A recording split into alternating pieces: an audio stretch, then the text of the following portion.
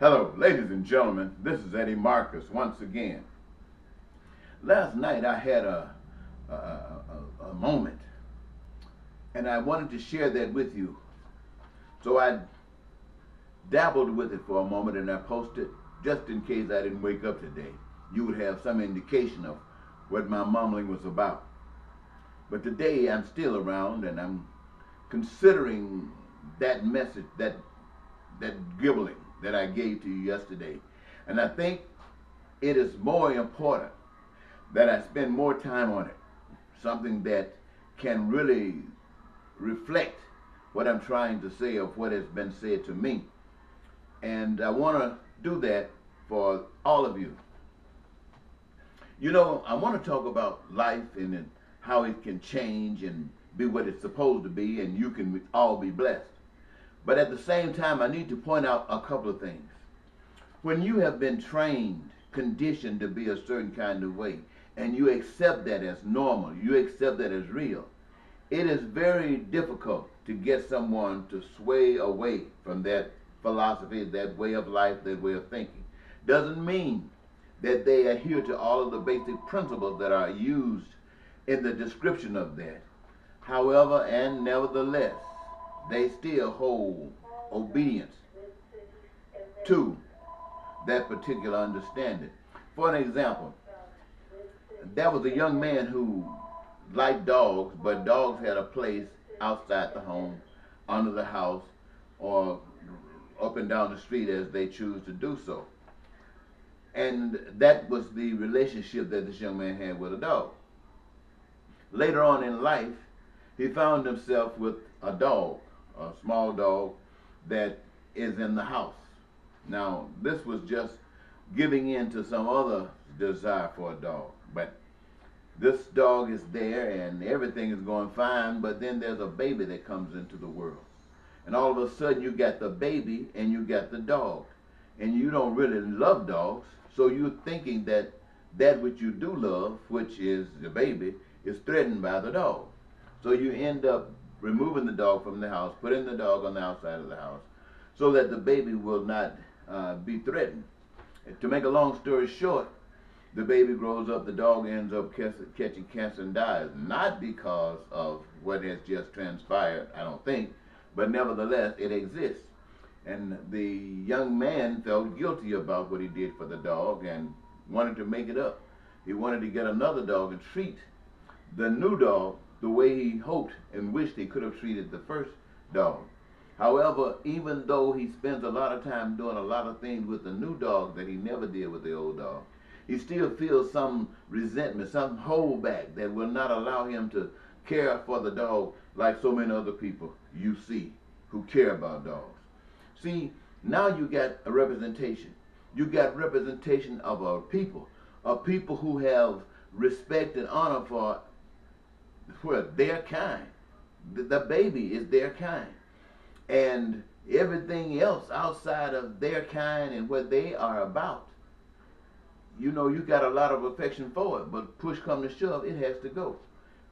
You have people who are sitting here dealing with these kind of emotions and these kinds of situations in life, but not just relevant to dogs and the way you treat one another. Look at how our religious institutions, all of them talking about God, whether they call him Allah, whether they call him whatever they want to call it. Whether it's with this ethnicity group or this shade of color group or this shade color group, they're all scattered out there and they're all talking about God, but they are not centered. They are not centered. That's why they're so divided. You got Protestants and Catholicism. They're all divided. They're scattered all about. And yes, they do have associations, but they have no power, no real power, because they are a God unto themselves. They are not listening to any other thought. And so we have that division amongst them that keeps them in a powerless position.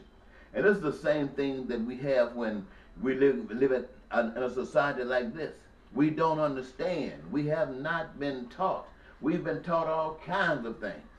When it comes down to the secular world, when it comes down to God, we've been taught all kinds of things. And we are just as confused as anything that can be confused.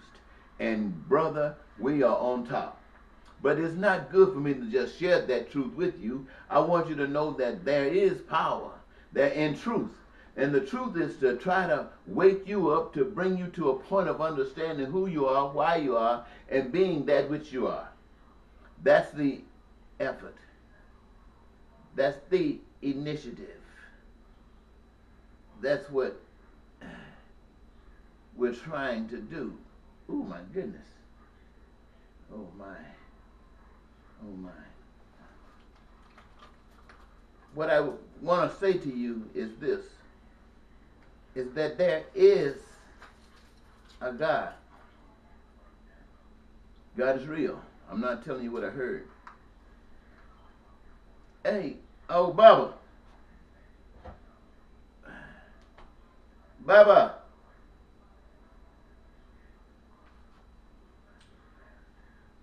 I don't think I'm threatening a heart attack, but I might be. Something is happening here. It usually is gas, but I'm not sure about this. Let me keep on trying to say it. Let me keep on trying to say it. Baba! Let me keep on trying to say it. There's God.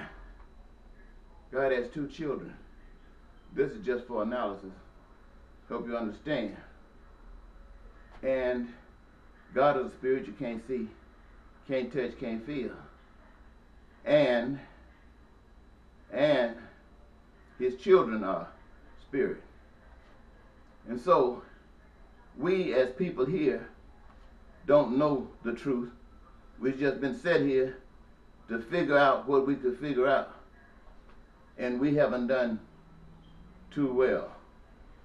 And yet the God of the spiritual children and of us has decided that he wants his children, his spiritual children, to come down here and engage us and to create what God's purpose is. Now, these two children, one is called Jesus. Another one is called Satan. Now, Jesus comes down to this earth, and the aim is to find a pure in heart, to find that one which is comfortable enough, that is free enough, searching enough to receive the spirit of truth that Jesus has come to bring. And that is to awake them and alert them to the fact that they are children of God, created to do the work of God here on this earth. That God might be all over everywhere, in everything, including we the people. And we have a mission to take care of creativeness. But while we're here in these bodily forms, each of us have certain requirements for survival. And if we can't survive, we can't do the work of God. And God, being God, has set it up so we can have all of the resources that we might need for survival, and all of the resources necessary to do the work that God has put us here on this earth to do. God done it like that, planned it like that. And so Jesus comes to let us know that each of us need food, clothing, and shelter. We need education if we want to progress, and we need health care to keep us healthy.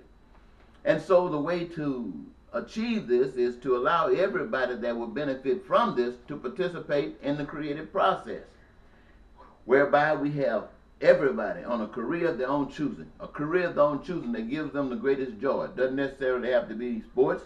It could be engineering. It could be anything. It gives you your greatest joy. And to do it and have purpose in it, and it's benefiting someone they needed, wanted, desired, and now you can gloat because you're happy.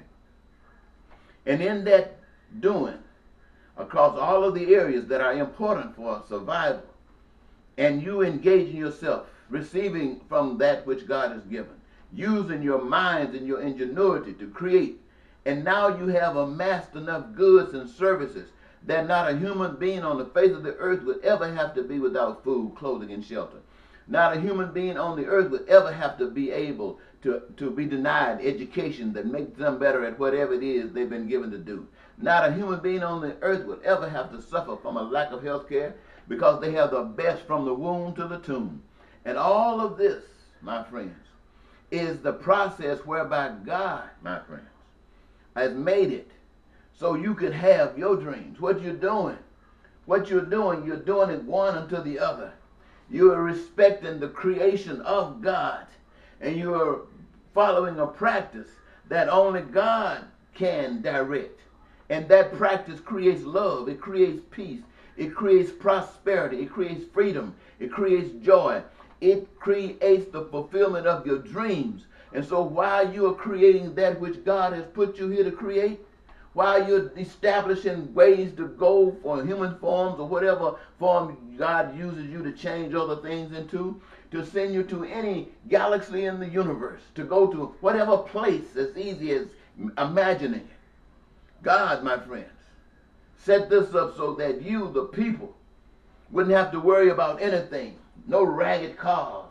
Your cars would be magnificently beautiful as you would desire them. Every last one of you who got cars. Your homes won't be falling down. They will be immaculate, designed as you want them designed, because there are those out there just waiting to serve you in this capacity. They know that serving you in these various capacities allows them to have all of the things that we've just described here, to benefit in all that life has to offer outside of the home, outside of the school, outside of all the institutions. This, my friends, while you're creating the love of God amongst humankind, you are also making sure that you are living in heaven right here on earth. Now I want you to think about that for a minute. Brotherhood. But now there was another son.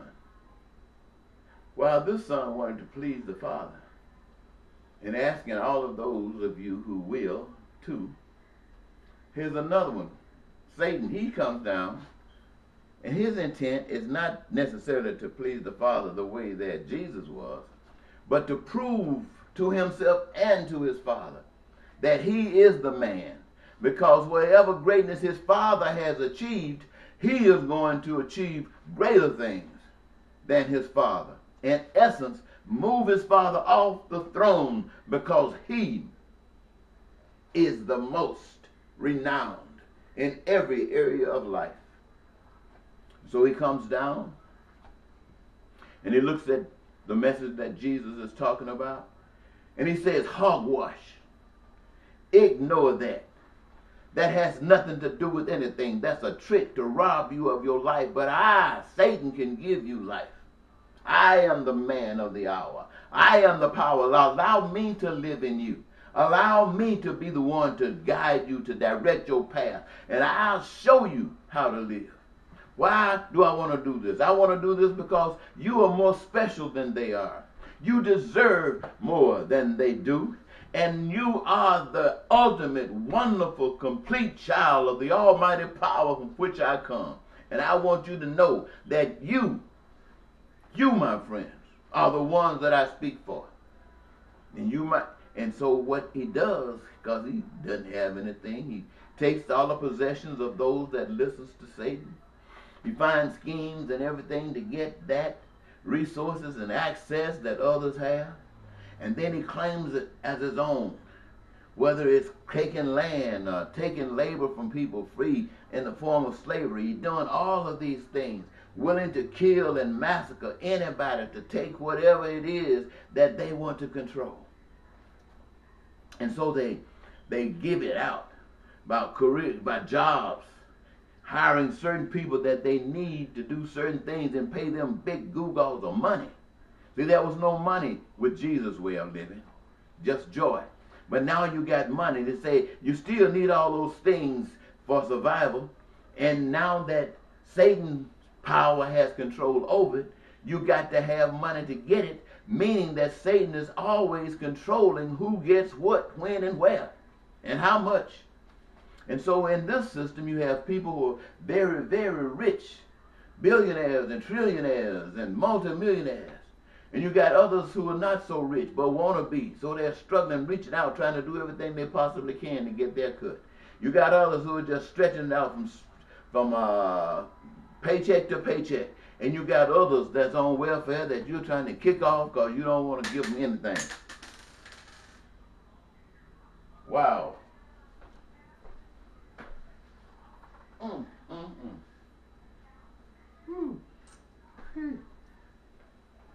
You think you don't need them anymore. Man, you think I don't need these anymore? I don't know. Anyway, so you got this under Satan. And here, in order to achieve the things that the spirit of Satan has embedded in the people, they have to, he says that you can do anything, just don't do what Jesus was talking about. Don't conform or give any attention to that way of life. That's a trick. So you got to put Satan on the throne and do what Satan says. Satan says you can lie, you can cheat, you can steal. Now he's saying this because that's the way that the powers that be work. But they pass laws to make the people think that they will be protected from lying and cheating and stealing by the threat of going to jail and being punished. But while they're doing that to control the population. The powers that be are above anything, any law. The laws are made for us and not for them. And so you have lying, you have cheating, you have stealing, you have killing, you have terrorists that go out and offend other nations, challenge other nations. I think they call them economic hitmen. They go around and do stuff like what some countries have done to various different countries without mentioning the name. But most of those countries that have been hit are poor, and they got their people running away, trying to find some kind of recourse because they too are innocent. They too are absent the truth, and they don't know what to do, and there's no one telling them anything to do. So they're reaching out, stretching out, ripping and running, trying to find a place, trying to find something that works. But in this system of things, there's nobody that's working. There was a time when people got a chance to get some recourse, some help, but times have changed. Things can't stay the same. They either get better or worse. And if people are going to sleep being hid from the message of Jesus or heaven or the other side of God, and all they got is this right here. Now you have terror, you have war, you have the killing and massing of people regardless of who they are. Children, people in churches, people in the supermarkets, people at rallies, at parties, all being murdered up because this is a product of the system of Satan. This is what this system wants to do, is to go back and sit on the throne of heaven by pushing God off, because you have done everything that is required for Satan to have the power that Satan has. And you still are not aware that once he's done it to everybody else, who's left? That's you. You think Satan cares about you? Satan is using you, giving you some paper called money to make you think that you're important. But as soon as nobody's available to mess over but you, boy, you're going to be messed over. Ask the middle class. So what I'm saying to you, ladies and gentlemen, I've given you an analogy of these choices that you can choose to operate under. One is something that's giving you peace and prosperity and freedom of life throughout this entire life. Another is causing you to be evil. When I say evil, to cause pain and suffering amongst yourselves and amongst others just to get what you want. Now, there's going to come an end to you as individuals. I'm not saying an end to humankind, but as you, as an individual, there's going to come an end to you. And what that end is going to bring, I have no idea. I wish I could tell you that if you were on Jesus' side, that you would die and you'll go to heaven and live eternally. I can't tell you that because I don't know that. I heard about that. And some people, that was a time I almost believed it. But I've grown up now. I know people lie. I know people lie. And they don't mean to be lying. They just don't know what they're talking about. So I say to this, if God has anything after this, that's in God's hand. And I don't care no more about it than I cared about this side before I came here. That's God's business. But what is my business is to represent that spirit which is of God that I understand right in the midst of today, right now. That is my duty. And if it means that you must extract the kind of pain on me that would take my life in order for me to prove that God is real, hey, buddy, What's holding you back? What's holding you back? And anybody that knows that I'm killed for this, I don't want you to think that I'm afraid. I don't want you to think that I'm scared. Because I know that God can do anything. And if God is be for you, how in the world can something else be against you? And I don't have to lie, cheat, and steal just to get your attention. All I can do is stand up right here in the midst of all this hell that you're living in. And when I say I'm not just talking about me as an individual. I'm talking about that spirit of God's Son, Jesus, that split up, that part of it is in me, part of it is in you, and in you, and in you. That part that is in me is saying to that which would destroy God, that will do whatever it could to bring down God.